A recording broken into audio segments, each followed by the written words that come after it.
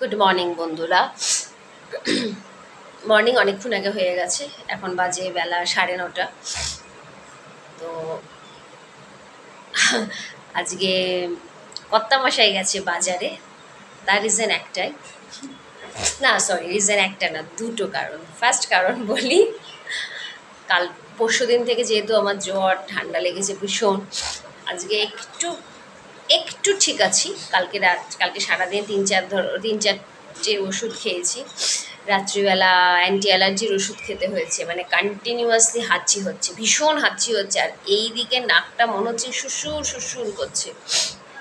যাই হোক, anti allergy ওষুধটা খাই না একটাই কারণে, ভীষণ তার পরের দিন ঘুম পায়।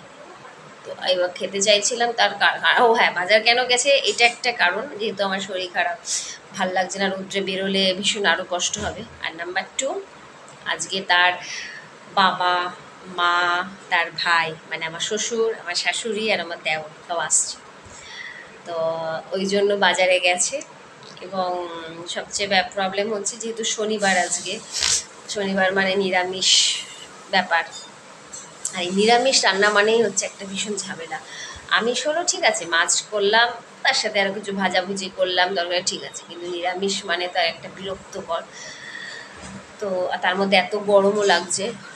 তো দেখি বাজারে গেছে, কি আনে বাজার দেখি, আনলে তারপরে ঝটপট করে হাত দিয়ে দেবো, কারণ তাড়াতাড়ি করছি। আর আসছে তার একটা কারণও আছে, আমার শাশুড়িকে নিয়ে আমার হাজব্যান্ড একটু চোখটা দেখাতে যাবে, কারণ বেশ কয়েক বছর আগে চোখে একটা ভীষণ আঘাত পেয়েছে, সেটা এখন ব্যথা করছে।